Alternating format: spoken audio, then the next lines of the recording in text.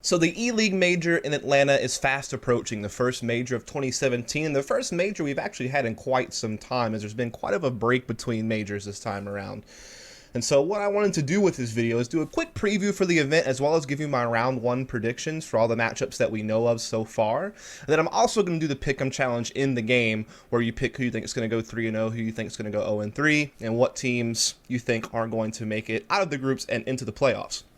Now, I'm going to keep track of all my predictions throughout the entire tournament, but I don't know if I'm going to do a video every single day to do the next day's predictions and all that good stuff. Maybe I'll just see what you folks think, whether you think you'd like to see a video every single day, or whether you maybe just want like a daily Twitter update where I give you my predictions for each day like I see some people doing. Haven't really quite decided that just yet, but I did know that I wanted to do a video to at least kick off the tournament for the round one predictions and such, and so that's what I'm going to do. So without further ado, let's get into it. So my ugly face will now disappear from the screen, and now we are going to just have the matchups. And what I'll do is I'll just highlight in green who I think is going to win as we talk through each game, and then we'll go in game do the pick'em challenge. So first matchup is going to be Gambit versus North. Obviously North, formerly known as Dignitas, which they carried that brand for quite some time. North is of course the new name they were under after being picked up by FC Copenhagen and being rebranded, just in case people are confused who North is for whatever reason. So to start this off, Gambit obviously caught some attention because they took a title at the Acer Predator Masters 3 tournament, as well as at DreamHack Winter. At DreamHack Winter, they actually beat teams like OpTic and Cloud9, Godsent, and Renegades to get that title, so that's a pretty substantial little tournament run there for them. And then at the APM tournament, they didn't have quite as a strong field, but they still beat some decent kind of young teams, up-and-coming teams like Fnatic Academy and Rogue, who's had mixed results with the Global Challenge win, but then a rough time at Leipzig. And then you have Kingwin, who's also always been kind of a team that's done decent in the Tier 2, Tier 3, with you know, the second best Polish team, so to speak.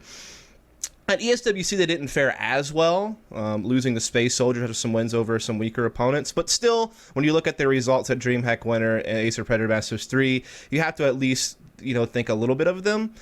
They definitely shown some strengths on a few maps, such as Dust 2 Cobble and Overpass, and perhaps their train is okay too. Not enough data to really know, because most of their games have been against weaker opponents. Though I will say their Cobble looked particularly strong against Cloud9 and OpTic, so they certainly have a couple of maps to work with. Obviously, Hobbit was the MVP of DreamHack Winter, and he's a new face to the top pro CSGO scene that looked impressive at DreamHack Winter, so we'll have to see if he can continue that. If Hobbit can, then this team could be quite dangerous. Mo, I think, has also looked pretty solid with the AWP for this team, and even Adren has looked really strong in his role. And obviously, we know that Zeus is leading this team, who has a ton of experience and is obviously a very highly valued tactician. Did a great job with Na'Vi for a very long time on keeping them strategically sound. And so you have a lot of pieces on this team that make them certainly a team to keep an eye on, and certainly a team that I think could get some upsets in this group stage and could perhaps make the playoffs. I wouldn't count them out for that.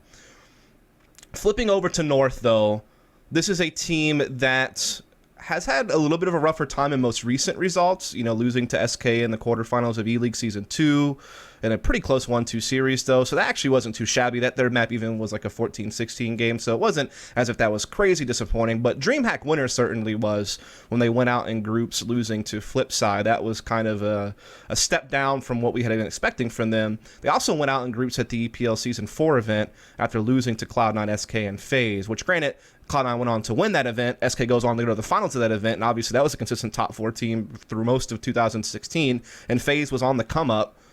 So some of this is understandable, but still not as impressive as when you saw them win Epicenter, when they were beating teams like Virtus.pro, Na'Vi, and Fnatic to do that. Then they had their top 4 finish at Bucharest, where they lost in the semis to VP in a very close 3-map series after beating FaZe and Flipside. And they also had a top 4 at the Starlighter Season 2 tournament with wins over Godsent and Heroic and a close 0-2 loss to G2. And we know this team is tactically very sound under MSL. He has a great system in place, you know, great mix of being able to just play default map control type stuff, as well as being able to mix in some good tactics as well.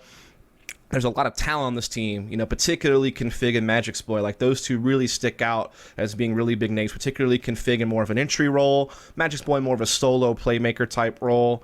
Kind of plays a lot of peripheral roles by himself. Not quite a lurk. It's kind of more of Rubino's thing, but still, you know, can kind of see himself playing solo roles. And then Cajun B with the op. So that's kind of a good trio you have there for firepower between Config, Magicsploit, and Cajun B, I think. And Rubino, a decent role player. And they're solid on very many maps. Cobble in particular has always been strong for them, but Nuke is also really up there. And then you also have maps like Mirage and Overpass, where I think they play pretty strong as well. So when you stack everything up, while I think Gambit can do some good in this tournament, I'm going to have to go with North, just because I think that they have a little bit more firepower, in my opinion, than Gambit does.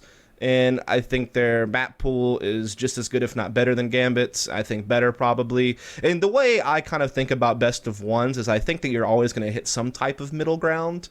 So I will just go with North here for my map picks. So I'll go ahead and get on here, giving them the green highlight, as I will pick North to take the victory. Let's move on to the second matchup, fnatic versus G2. Now, fnatic, we've actually never seen the full 5 play offline. That's a really important point to make. However, the other important point to make is that there's all these rumors about there being another Swedish Shuffle coming up. We even had a report come out by DK on Slingshot, whose reports have usually been fairly accurate. I think he has a pretty good success rate, that they were going to see perhaps flusha and JW return to fnatic, and they were going to kind of bring back that old lineup that we saw at the end of 2015, very beginning of 2016.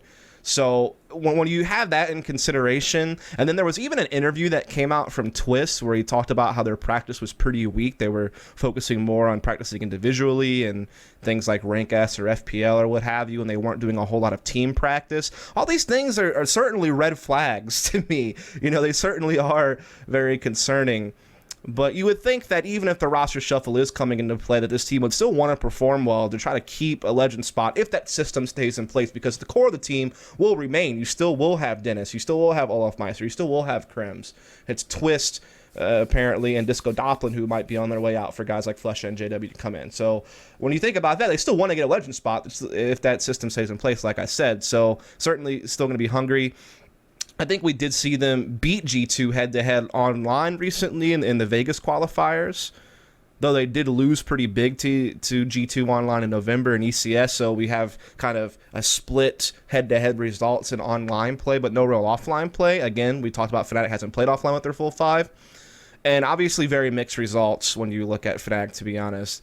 There's definitely a lot of talent on this team. I particularly think of guys like Dennis and Twist, who are really up there. I think Krems is still fundamentally strong. Olaf certainly is a shadow of his former self, but still can be a good player. And then I think Disco Doppelin was certainly a reasonable pickup as like a young upcoming talent to keep an eye on in the Swedish scene. So I think they actually have a good amount of skill on this team, and they still play that crazy, loose, aggressive style. Really no one else plays like that anymore except for fnatic. I mean, I know that the Envy's still sitting out there, but I think that they have added a little bit of structure, whereas you look at fnatic and sometimes it's just musical chairs with the op, never really know who's going to have it, it seems like. They don't even necessarily always have fixed positions on the map where people are going to play. It's very chaotic to watch, but they make it work with their firepower. And like I said, if their players are in good form, you certainly could see them get a couple of wins in this group stage and perhaps make it through, though I don't think I really have them picked to do so. Then you look over at G2. Obviously, this team was very strong in the summer, particularly at the ESL Season 3 Finals and ECS Season 1 Finals, where they made the finals of both those tournaments, one of which they came second in a best-of-5 after beating teams like fnatic, OpTic, and such at the EPL tournament. Then they beat LG 2-0 to win ECS Season 1, also beating fnatic, Liquid, NiP, etc. They were looking really strong at this time period, particularly guys like Shox and Scream. That was like this dynamic duo that was really strong, just like putting up big numbers. We know how much of a playmaker Shox can be in kind of a lurk role, but also can come out of that and be kind of an entry fragger, even picks up the op. He's just one of those special kinds of talents that can fill almost every role, kind of like a Nico, kind of like a Simple. You know, there's just some of these names that stick out. Device, for example, that can just, they're so versatile and they're so skilled, and Shox is definitely that. And then Scream, you know, picking up the rifle, doing a great job there for a while. And then in July, they went out of groups at the last major in Cologne, but they were in like a crazy group of death against fnatic and SK, so that was to be forgiven, I think. They got stopped pretty early in ELEAGUE, though, by mouz in July as well, which is kind of where it seems like things started getting a little bit disappointing for them. But they did take second at that Star Ladder tournament in September, losing to NiP, but also beating some strong teams, Dignitas, Envy, and FaZe. So they had lots of ups and downs, and it started in the summer, but you really started to see it towards the end of the year, when they went out in groups at ESL1 New York to Liquid and OpTic in October. That's where you really started to see kind of some ups and downs going on. I think, though, at the qualifier for this tournament, they looked pretty good outside of their loss to Godsent. I think they still have some playmaking ability in guys like Shox and Scream, and RPK a pretty solid third. I think Body at times has looked good, particularly at the Montreal event for Northern Arena, but has never been consistent. So I just don't know what to think about this team, because again, there's just like I talked about the Swedish shuffle rumors with Fnatic, there's also the French shuffle rumors with G2, and that seems pretty solid that you are going to see some type of French dream team come together where Shox and Body of this team will pair up with a trio from Envy that includes MBK, Apex, and Kenny S, and we're finally going to have Kenny S and Shox on the same team and all this cool stuff. So you have to kind of wonder, you know, what their morale is like, what their preparation has been like. I'm sure they still want to perform well for Pride. But, yeah. So, for me, this is actually one of the hardest matchups to predict in the group play, just because of the situations that both teams find themselves in, and just the mystery factor for Fnatic offline, since the only time we've seen them play recently was at ELEAGUE, but that's when they used Jumpy in place of Dennis, who's probably their best player. So, I don't know. I think I'm just going to go at Fnatic. I'm not super sold on this, but I don't know. For some reason, I'm going to pick Fnatic. I don't have too much logic or reason behind it. I tried to preview the teams a bit, but yeah, just not too much I can go off of, really. I wouldn't be surprised if G2 wins this game. Like I said, I think this is a 50-50 toss-up for me, but I have to pick someone, and so I will pick Fnatic. Then, when we come to the next game, it's SK versus Hellraisers. So, SK really doesn't need much of an introduction, right? They really don't. They're a consistent top 4 team through pretty much all of 2016. They didn't let up on that even when Fox comes in for FNX. Obviously, they went top 4 at ECS recently. They obviously won the last 2 majors. Legendary team. They have incredible talent, particularly with guys like coldzera and Fallen. Cold, probably best player in the world. Very flexible player with rifles. Can opt very well also in double op setups with Fallen. Just an incredible talent. I've written about him in detail if you want to check that out. I'll link it below where I talked about coldzera, the Brazilian phenom I wrote for the ELEAGUE website. So there's lots to say about him. Then Fallen, for me, right now, are probably the best opera in the world. One of the best in-game leaders in the world. Built a great system with this team, has an impact as a player and a leader. So that duo is just crazy good. And then you also have a guy like Fur, who when he's in good form, he's a special kind of aggressive rifler that could make plays. You have Taco, who can be a playmaker as an entry fragger, a peripheral role player. Fox, you just have to kind of wonder how much he hurts the team as far as the rhythm that they normally have, how he fits into the system. How do you fit him in? Do you have to give him the out sometimes and take it away from Fallen to make Fox comfortable? Do you have to make that concession? Do you have to just plug Fox in FNX roles and hope he can perform well enough to keep the system in place that you know works? There's really a lot of question marks in that regard. We've only seen them play at ECS, and I mean, they lost to Astralis pretty huge at the semifinals there, after beating Immortals and Dignitas that was using a stand-in at the event, if I remember correctly. I think Magispor wasn't there, and they were using Valda, who's a good player, but still, it's a stand-in, so there is a little bit of an asterisk over that result. I think this team's still solid, though. I think they have a deep map pool. I think they have enough talent. And even with some of the maps slipping recently, like Mirage, and the fact that they have this weird conundrum right now, or where do we ban between D2 Cash and Nuke? But I think their map pool is still solid. I think their talent's still solid. And I think that I still see this team making it out of groups. But, I mean, that's not what we're talking about just here. We're talking about this particular matchup. Now we look over at Hellraisers, which has definitely caught some attention because they took second at that EU minor, beating Heroic, beating Ents, beating Space Soldiers, beating Godsent. So some pretty cool results at that minor. Then at the qualifiers, they tore it up, right? I mean, they opened up really strong against Mouse Sports and Nip to get a 2-0 really quickly.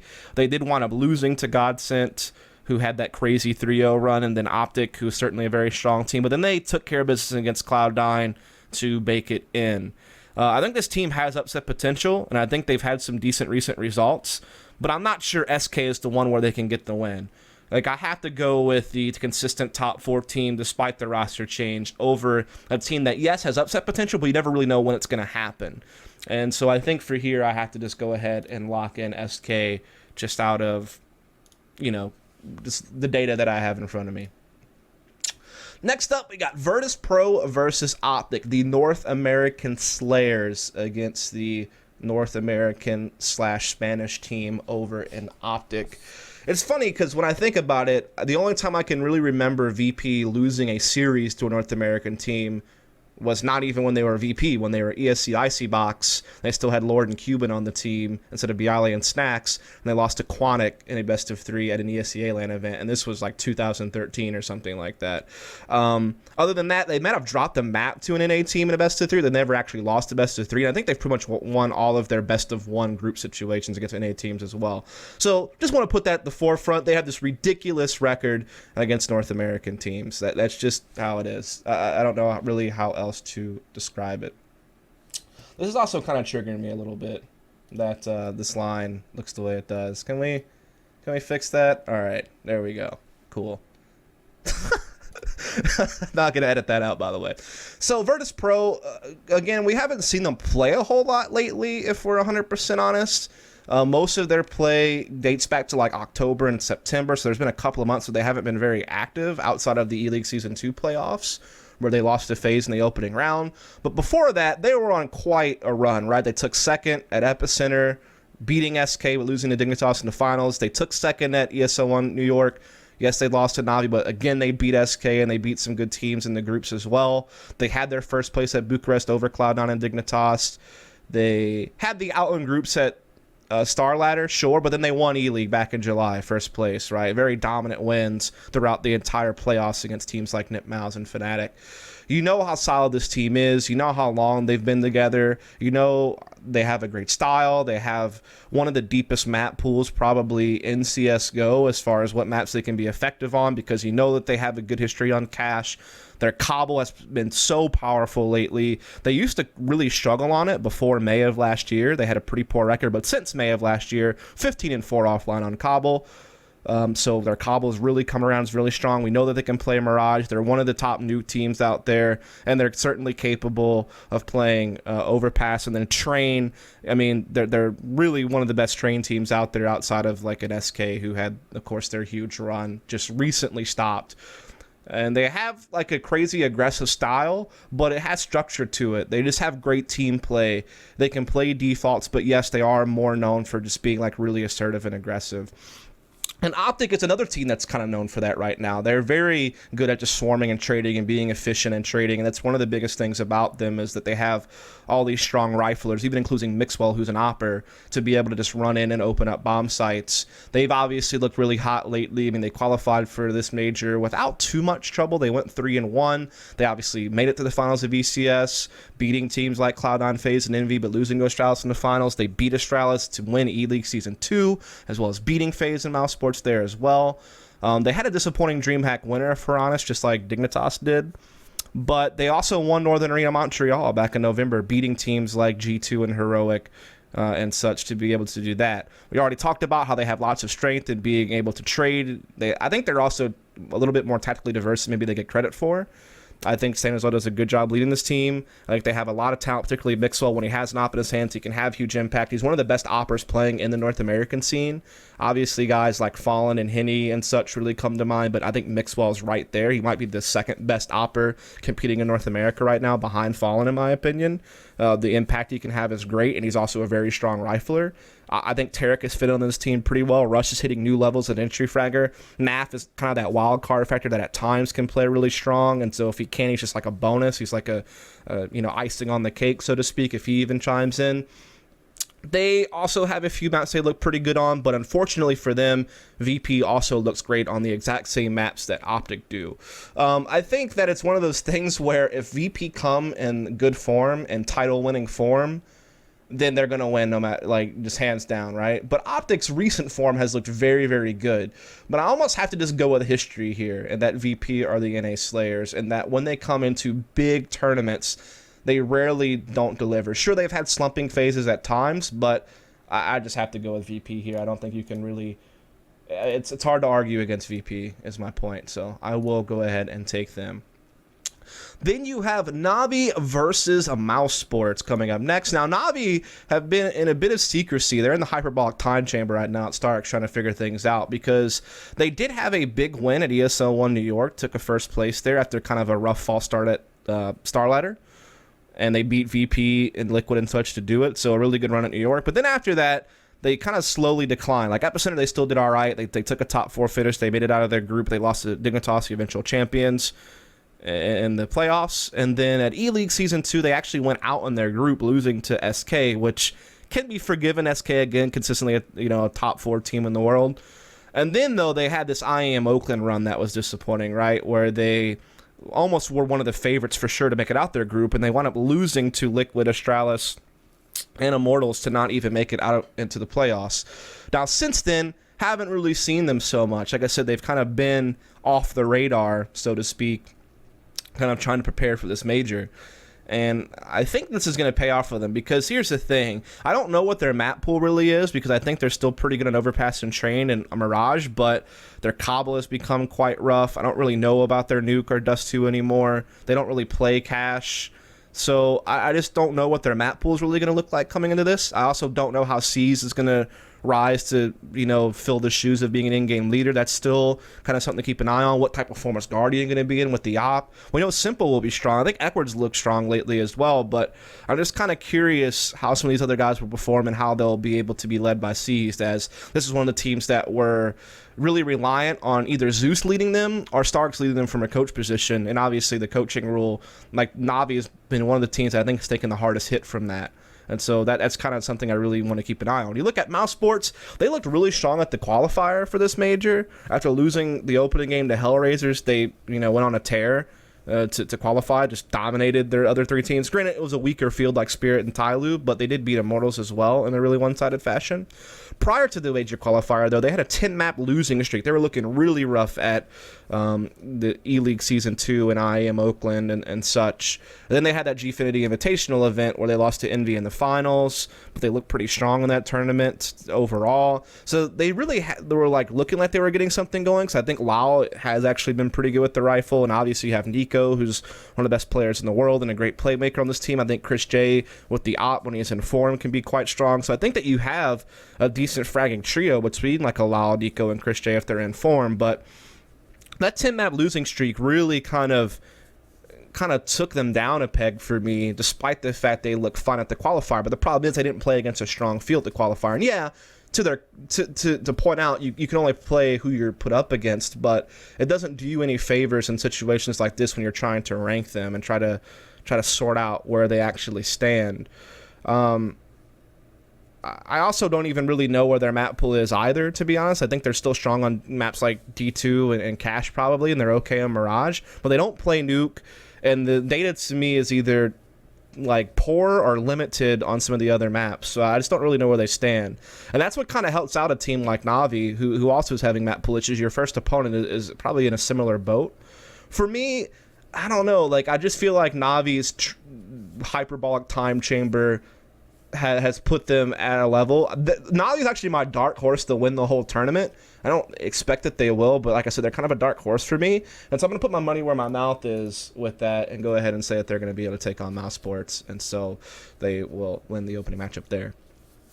Another team that's been a bit of a hyperbolic time chamber has been Liquid, because we haven't seen them since November either, where they had that disappointing group stage exit at IEM Oakland, where they did beat Navi, so they opened up strong, but then the only other win they were able to claim was against Tyloo, getting beat down by Astralis, playing a close loss to Immortals and G2 as well. They also went out in groups at Northern Arena Montreal, when the only team they beat there was Complexity, losing to Heroic in G2.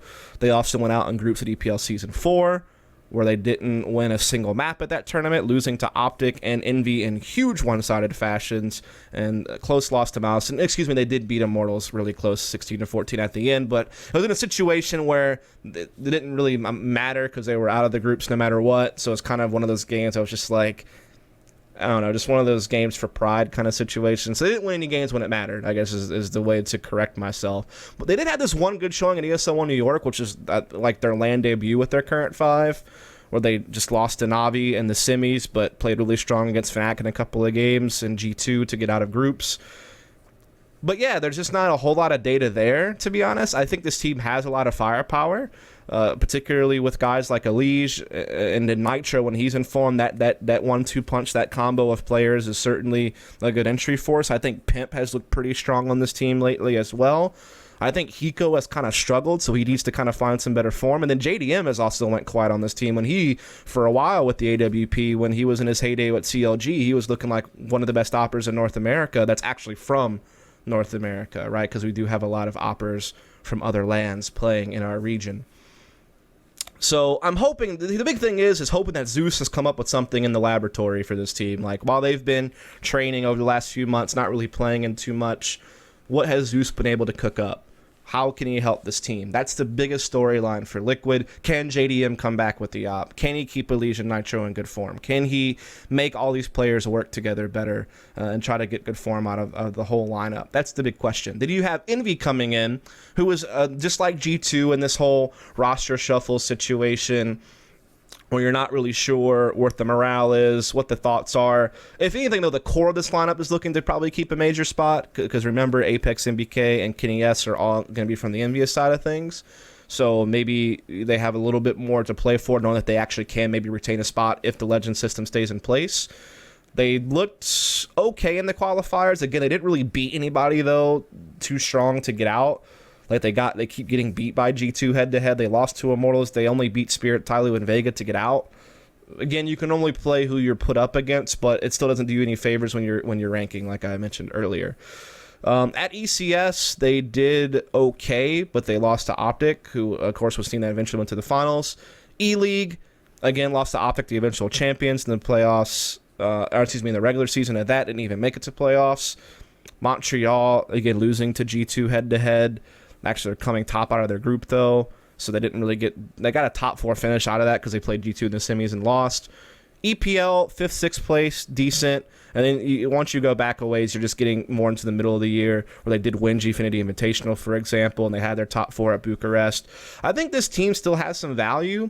Here's the thing. This team lives and breathes by how strong Apex and Kenny S play the game, because they play a very loose, aggressive style, which just means if Apex is hitting his shots, then things are going to go great. Kenny S, perhaps perhaps the best opera in the world. I don't know. It's kind of an argument between him and Fallen, in my opinion.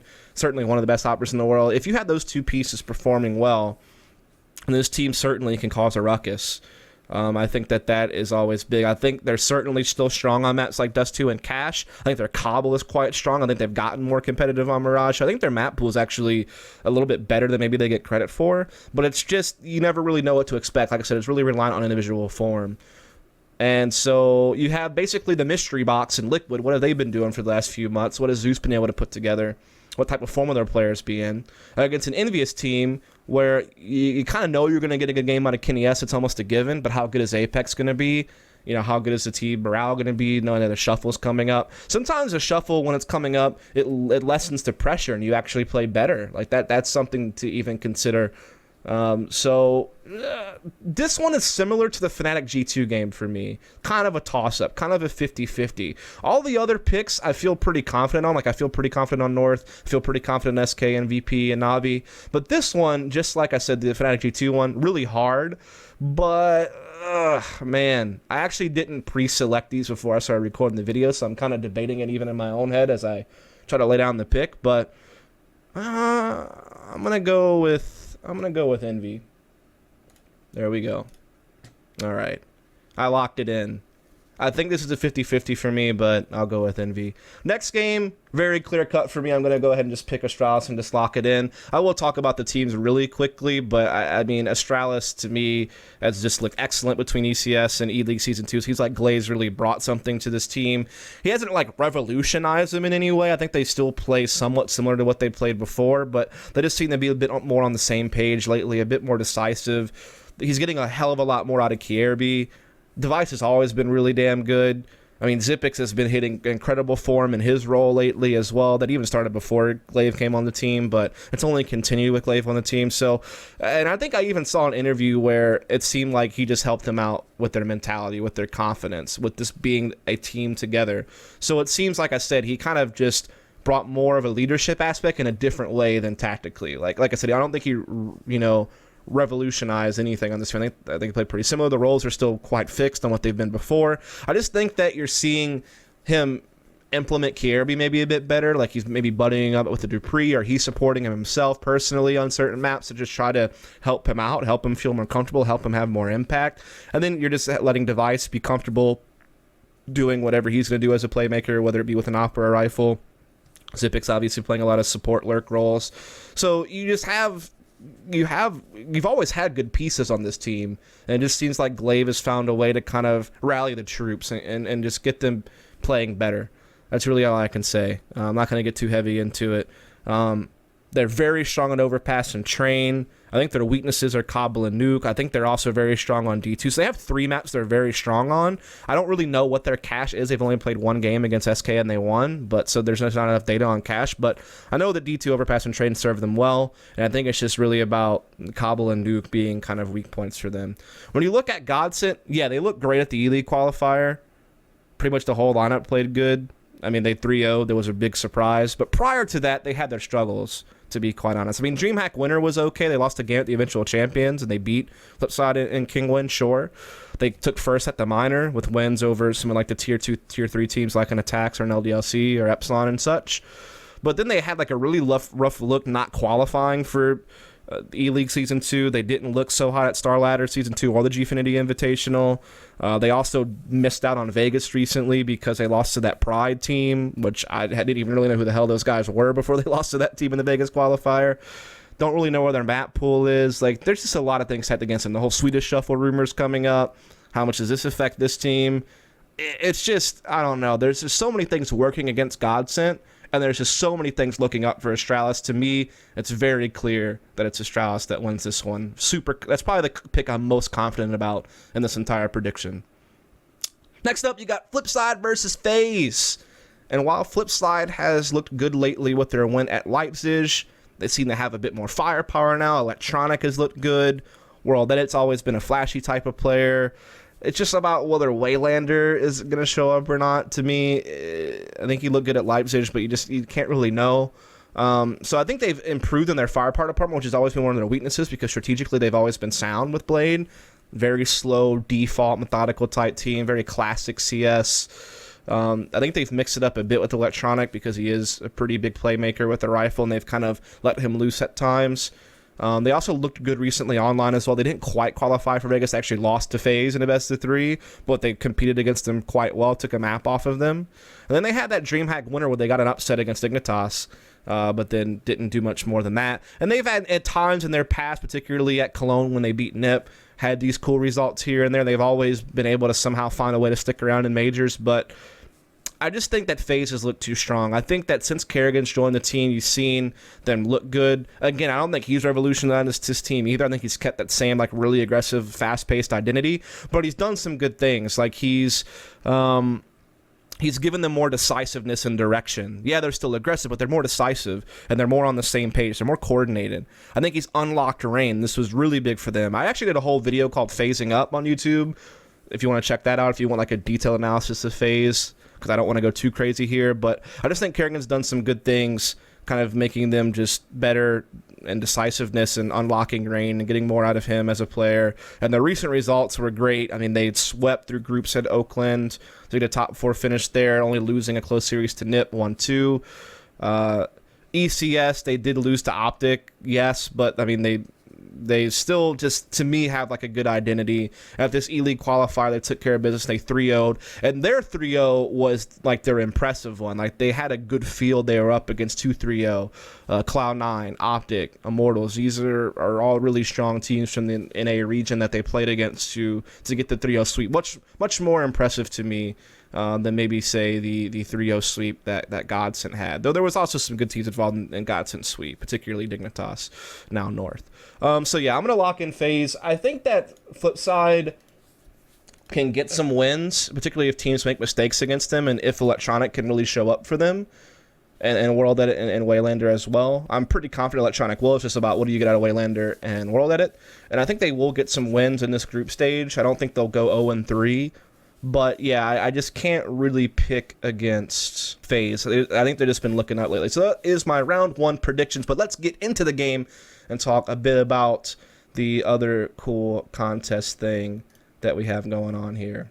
So teams that will go 3-0. So you have to pick from the teams that I picked to win in round 1. So that's North, fnatic, SK, VP, Navi, Envy, Astralis, and FaZe. Those are teams I picked to win their round 1 matchups. So they're 1-0. it gets really difficult past this because you don't know what matchups are going to be going forward. You know, someone's going to get lucky, maybe catch a weaker opponent. Someone's going to get unlucky and be up against a really strong opponent. It's so freaking difficult to pick this 3-0 thing. Teams that I think had the best chance of going 3-0 would be North, SK, VP, Navi, and Astralis FaZe. Like, I don't really see fnatic going 3-0, even though I picked them to win their first round matchup. I don't really see Envy going 3-0, despite me picking them. Same with FaZe. I think they could lose a map here. I don't know. Actually, I take that back. I think my best options for this are probably Astralis, FaZe, and VP, if I'm 100% honest. Maybe Navi, because I had them in the dark horse, but I'm gonna go with. I'm gonna lock in Astralis. I think I'll get them the 3-0. The 0-3. The 0-3 teams that are candidates for this for me are Flipside, Godsent, Liquid, because I don't know what to expect from Liquid, and maybe Hellraisers. Those are the 4 teams that really come to mind, but I'm going to go with Godsent. I can't really put too much rhyme or reason on it. I mean, especially since they look good in the ELEAGUE qualifier, but I just feel like something's going to go against them in this tournament. I don't know. Like I said, I think other good picks for this would have been a Hellraisers. I really feel like Flipside's going to win a map, so I couldn't pick them. But now let's pick our other playoff teams. I'll try to start with teams kind of in order on this thing, but I want to try to start with teams that I feel really confident in. So SK, feel really confident they'll make it. I'm not going to talk too much about this right now because I've already previewed the teams a lot in the actual predictions. So I'm going to go with SK. I'm going to go with VP. To me, these are locks. They're really confident in these picks. I'm going to go with OpTic as well. I feel pretty confident they'll get out at some point. Definitely going to go with North. Pick them at some point. This is no particular order, by the way. Just teams I think will definitely make it out. Let's see. Who do we have left here? I'm going to go with FaZe. I think they'll make it out at some point. Let's see here. I'm going to go. I think Navi make it out. Like I said, they're my dark horse to win the whole thing. So I'm going to go ahead and get them through. And then in the end, who else is there? Who else?